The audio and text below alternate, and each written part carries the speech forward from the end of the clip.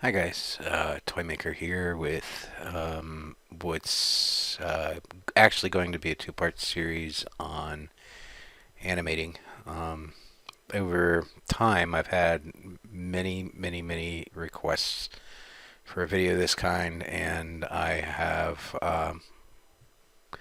gone back and forth on whether or not to do one. Um, I finally decided to do one, and this is for uh, for animating.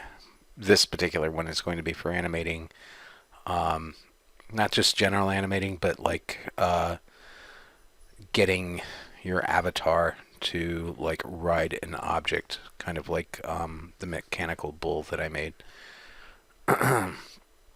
So, by using this technique or these techniques, you should be able to do very similar things. Um, anyway, we'll get right to it. And the very first thing that you want to do is go to the Twinity website and download this file. It's in the tutorials section. You go to the downloads and this file here where it says both characters in one scene, the collaborative um, file, you'll want to download that, unzip it somewhere on your hard drive where you can find it. Once you have that, and you open it up, this is the first thing that you see. And generally, one of the very first things that I will do when um, getting ready to animate is that I'll open up my Manage Layers button and I'll make some adjustments like I'll freeze the male mesh, hide the head and male controller layers. Do the same with the female mesh, freeze that, hide those, and then depending on which avatar I'm animating at the time, I'll hide the other one. But at the moment, we don't actually need either one of them. We're actually just not ready for them. So I'm going to hide both of them completely and start with a blank scene. And I am not going to go and do like I'm not going to do a real complicated scene. I am just going to do a very simple scene. This is just intended to be a very short tutorial. And it'll be two parts. The first part will be in animating your object, getting it to move around in the scene and stuff. So anyway, we're going to for the sake of argument, this is what we're going to animate. This is the object that we're going to get to move around and stuff. It could be, like normally it could be anything, but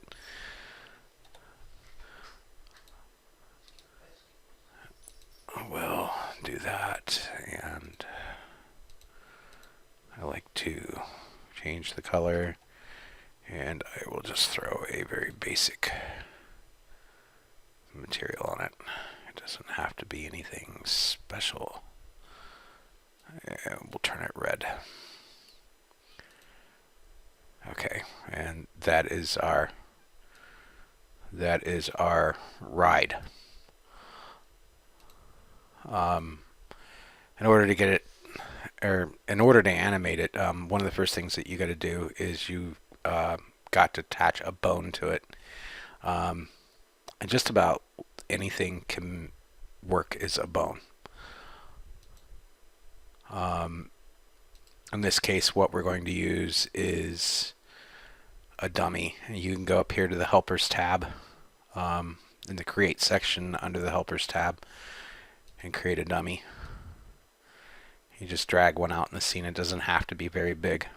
And then you want to skin it to your object. And in this case, what I'm going to do is I'm just going to take it and I'm going to align it to my object so that it's sitting sort of inside there along the ground and stuff. You can kind of see in the different viewports where it's actually sitting. This is our dummy, and this is our box. And now we want to skin the box, or the dummy to the box. So you select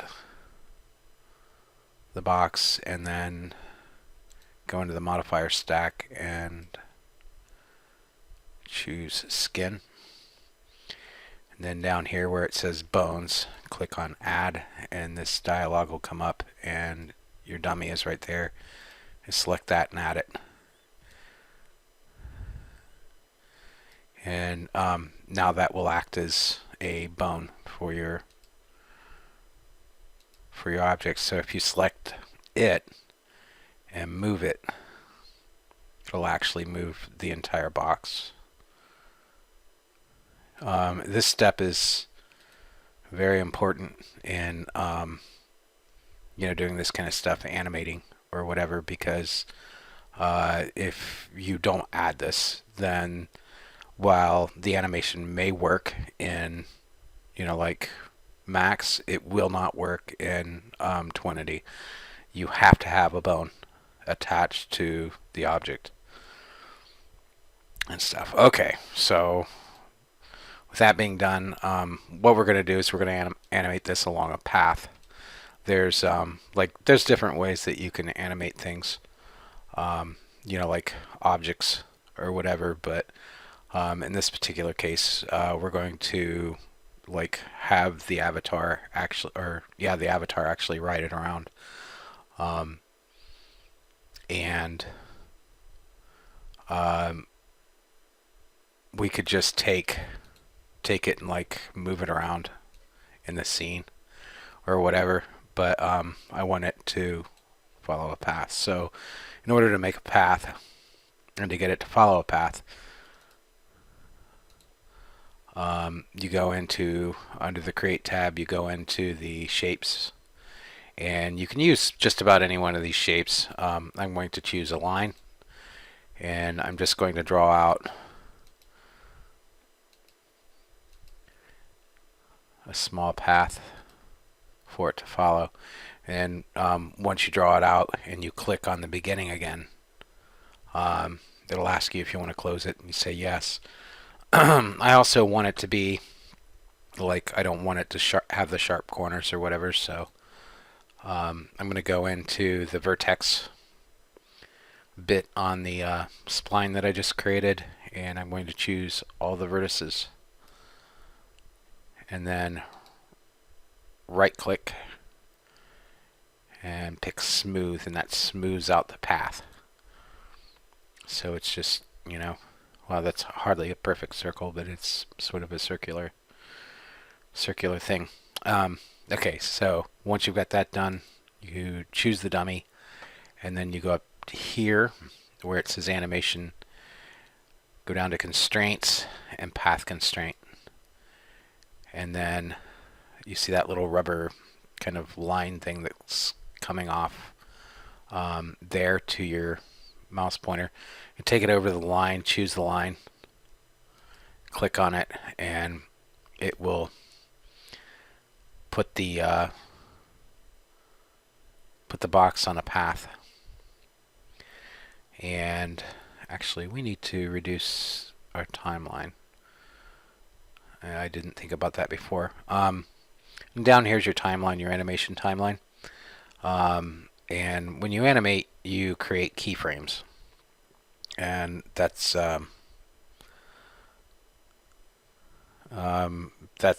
pretty big subject in and of itself. And eventually, I'll get into doing a more exhaustive tutorial on animating and all the main stuff. But for now, the main thing is that just know that the keyframes down here are very important. Keyframes are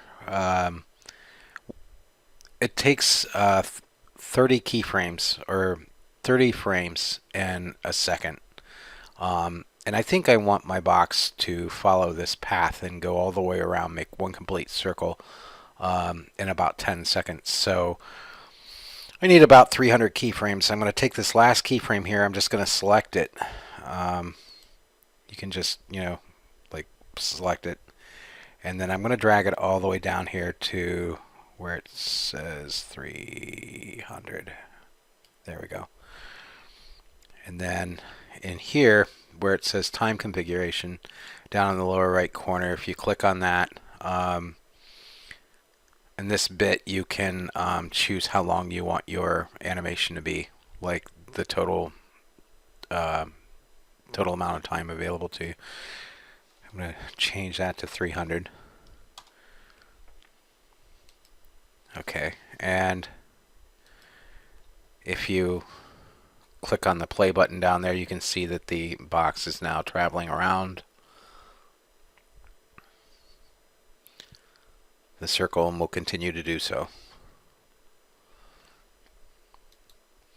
And that's pretty cool, but if you'll notice, it's not actually turning on our path. So to fix that, one of the things that you want to do is you want to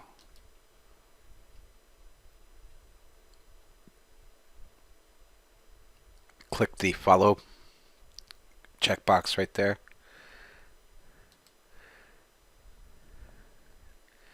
And now you can see that it's actually pointing in the right direction. It's actually turning and stuff. But you actually need to do a little bit more than that in order to get it to work in Twinity correctly.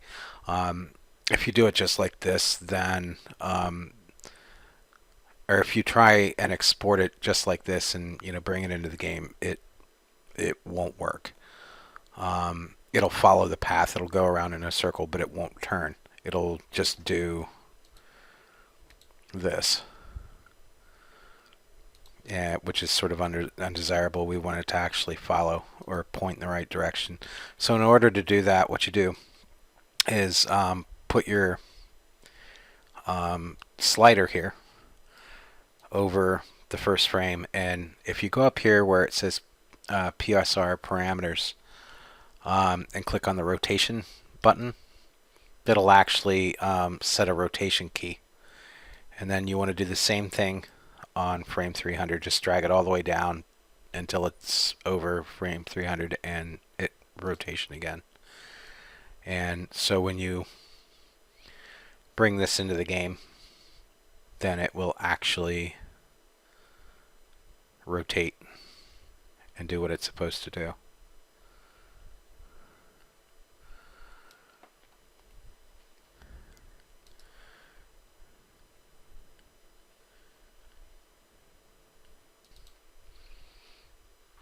Okay, once you get all this done, I'll show you how to export this really quick. You don't want to actually choose the spline when you export. You just select the box and the dummy, and then go up, choose File, Export Selected. I'm just going to export it to my desktop. Choose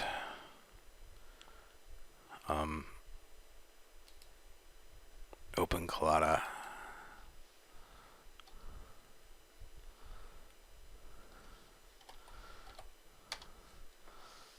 Enable export, and rather than when you export the animation, well, you have 300 frames there. You only actually want to export out 299. So subtract one frame from the total number of frames that you have, and then export that. And there's a reason for that, but I'm not going to get into that right now. So anyway, here we are in Twinity, and I'll upload it. Desktop, click box, place, yes. There it is. And you can see that it's cruising around.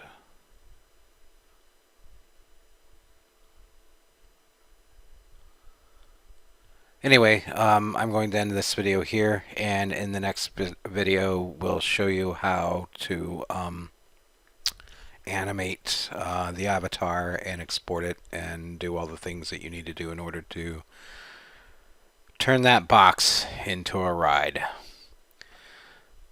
See you then.